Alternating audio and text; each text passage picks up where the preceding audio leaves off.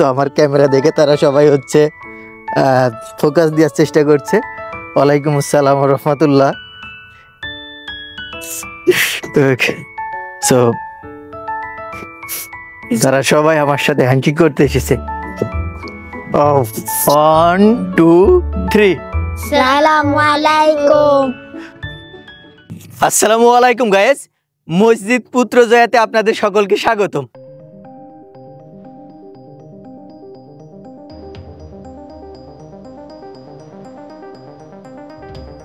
আমার ব্যাক সাইডে দেখতে পাচ্ছেন মসজিদ পুত্রজয়া। আমার লেফট সাইডে যদি একটু ঘুরে দাঁড়ান তাহলে দেখতে পারেন এখানে পুত্রজয়া প্রাইম মিনিস্টারের কার্যালয়।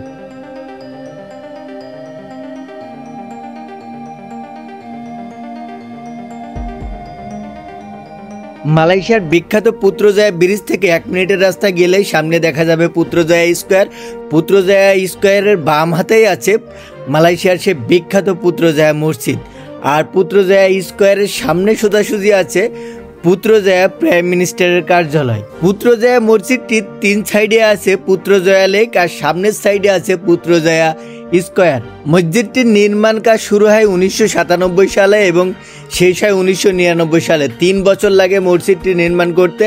আর মসজিদটির টোটাল নির্মাণ ব্যয় 250 মিলিয়ন রিঙ্গিত, যেটি ডলারে কনভার্ট করলে হয় 60 থেকে 80 মিলিয়ন ডলার। আর মসজিদটির নামকরণ করা হয় মালয়েশিয়ার প্রথম প্রাইম মিনিস্টার তুনকু আব্দুল রহমান পুত্রা আল হাজের নাম অনুসারে। মালয়েশিয়াতে আমার দেখা ওয়ান অফ দ্য বেস্ট মসজিদ এটি। এখন আমি প্রবেশ করছি পুত্রজয়ার সেই বিখ্যাত মসজিদের ভিতরে। ব্যাক সাইডে যদি দেখেন অনেকে হচ্ছে যে প্যালেস্টাইনের পতাকা নিয়ে এখানে ফটোশ্যুট করছে। এটা মানে ভিতরে গেট দিয়ে ঢুকেই আপনার যে পরিবেশটা দেখতে পারবেন সেটা হচ্ছে কিছুটা এমন। আর এখানে আছে সুউচ্চ একটি মিনার, যেটা মসজিদকে রিপ্রেজেন্ট করছে অনেক দূর থেকে, যেটা দেখা যাচ্ছে আর কি। সব মিলিয়ে এই মসজিদে 15,000 মুসল্লি একই সাথে নামাজ আদায় করতে পারে।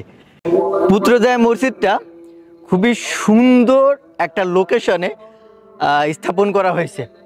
আপনারা যদি দেখেন এই সাইডে আছে লেক, আর প্রাইম মিনিস্টারের যে বাসভবন সেটা আমার ব্যাক সাইডে। খুবই অসাধারণ লাগছে এখান থেকে দেখতে। আর যখন সূর্য ডুবে যাবে, আমার ব্যাক সাইডে কিছুটা ডুবে গেছে, লাল আভা দেখতে পাচ্ছেন আর কি। সো সেখান থেকে ডিরেক্টলি এখানে হচ্ছে সানের সেই রিফ্লেকশনটা আসছে। যদি লেগ সাইড থেকে যদি দেখেন ব্যাক সাইডে, এই হচ্ছে পুত্রজয়া মসজিদ। সব মিলিয়ে মালয়েশিয়াতে ইসলামী সংস্কৃতির আপনি প্রত্যেকটা স্টেটে যদি যান, মালয়েশিয়ার যতগুলো স্টেট আছে সবগুলো স্টেটে গেলে ইসলামী যে সংস্কৃতির কেন্দ্রবিন্দু হচ্ছে মসজিদ। অবশ্য মুসলিম সংস্কৃতির যে কেন্দ্রবিন্দু সেটা মসজিদে হওয়ার কথা। ইভেন সব দেশেই এমনটা প্রচলন হওয়ার কথা। আমাদের দেশে আমরা শুধু মনে করি আছে মসজিদ মানে শুধু নামাজের স্থান, উপাসনালয়ের স্থান। বাট ব্যাপারটা এমন না, মসজিদ মানেই হচ্ছে ইসলামী সংস্কৃতির কেন্দ্রবিন্দু হওয়া উচিত। ইভেন ইসলামী রাজনীতিও যদি বলেন তাহলে সেটারও কেন্দ্রবিন্দু হওয়া উচিত। সেটা আমি ইতিপূর্বে পার্লিসে গেছিলাম। সো পার্লিসের একটা ব্লগ আপলোড করা আছে, সেটা আপনারা দেখতে পারেন। যে ওখানে পার্লিসের রাজা আর যে বাসভবন, পাশাপাশি যে মসজিদ আর ইন্টারন্যাশনাল ইসলামী সুন্নাহ যে কনভেনশনটা হয় সেটা পার্লিসে অনুষ্ঠিত হয়, পার্লিসের রাজার বাসভবনের পাশে। জাকির নায়েক সহ সারা বিশ্বের যত ইসলামী স্কলার আছে তারা সবাই ইন্টারন্যাশনাল সুন্নাহ কনভেনশনে ওখানে জয়েন দেয় আর কি। এটা হচ্ছে একদমই ফ্রন্ট সাইডের মানে মসজিদের সামনে আর কি এন্ট্রেন্স, আর সামনে যেদিকে নামাজ পড়ে তো সেখানেও ঘোরাফেরার জায়গা, দারুণ একটা জায়গা আর কি।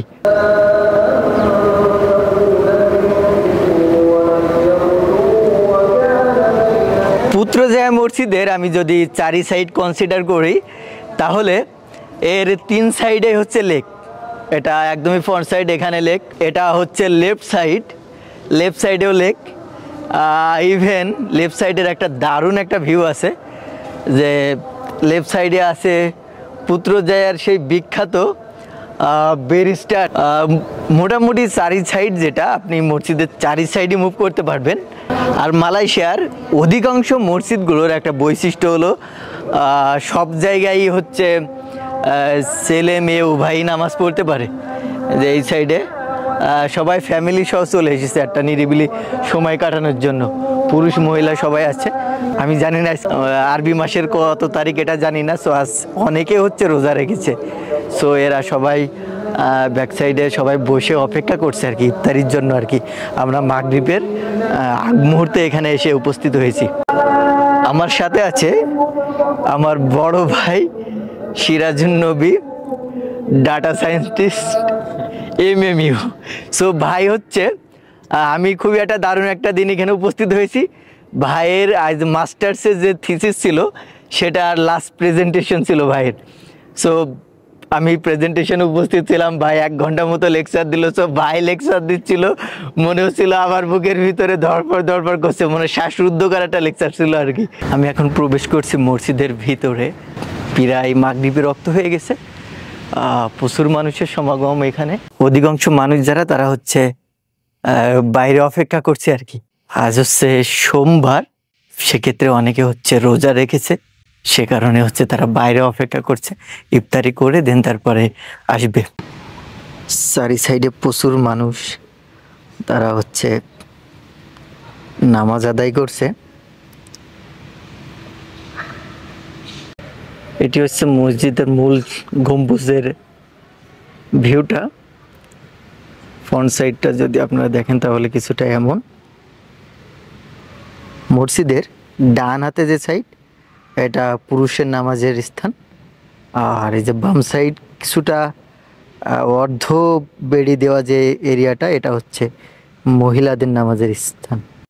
মালয়েশিয়ার মসজিদগুলোতে আপনারা একটা বিষয় খুবই দারুণভাবে লক্ষ্য করবেন যে অধিকাংশ মসজিদে, মানে প্রতিটা মসজিদেই প্রায় ছোট বাচ্চারা আছে যারা লাফালাফি করে, খেলাধুলা করে। সো আমার ক্যামেরা দেখে তারা সবাই হচ্ছে ফোকাস দেওয়ার চেষ্টা করছে।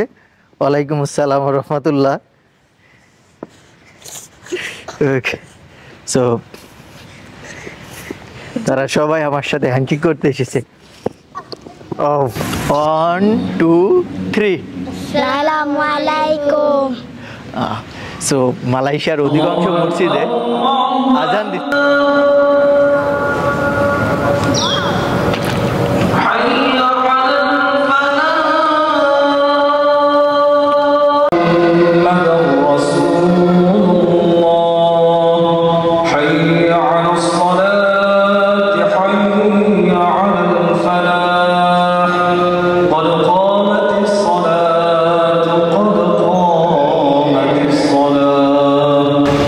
মাগরিবের নামাজ আদায় করলাম মসজিদ পুত্রজায়াতে।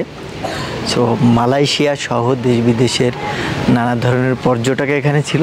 তো সব মিলিয়েও মসজিদের ফার্স্ট কাতারটা শুধুমাত্র পূর্ণ হয়েছে। তারপরও আর অনেকক্ষণ পরে যখন নামাজ শেষ হলো তখন দেখলাম হচ্ছে দ্বিতীয় কাতারের অর্ধেক পূর্ণ হয়েছে। তার মানে বুঝতেই পারছেন মসজিদটার আয়তন আসলে পরিধিটি আসলে কত বড় আর কি।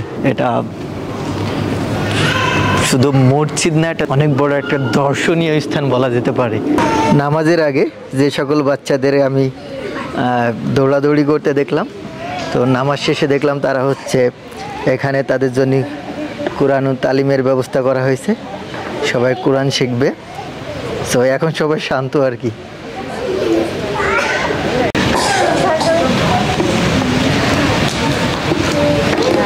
মসজিদের পরিধিটা এত বড় যে মসজিদের চারি সাইডে মুসল্লিদের জুতা রাখার জন্য এইরকম তাক দেওয়া আছে। এটা চতুর্থ সাইড জুড়ে, ইভেন মসজিদের শুধু যে মেইন যে এন্ট্রেন্স আর কি, ঢোকার যে দরজা সেটা এক সাইডে না, মসজিদের চতুর্থ সাইডে আছে। চারি সাইড থেকে মানুষ ঢুকতে পারে এবং বের হতে পারে আর কি, যেন কোনো রকম গ্যাদারিং না হয়। আমরা আজ ভ্রমণ করলাম পুত্রজায়া লেকের পাশে সেই অসাধারণ পুত্রজায়া মসজিদ, পুত্রজায়ার প্রাইম মিনিস্টারের বাসভবন। এখন অনেক সন্ধ্যা গড়িয়ে রাত নেমে গেছে।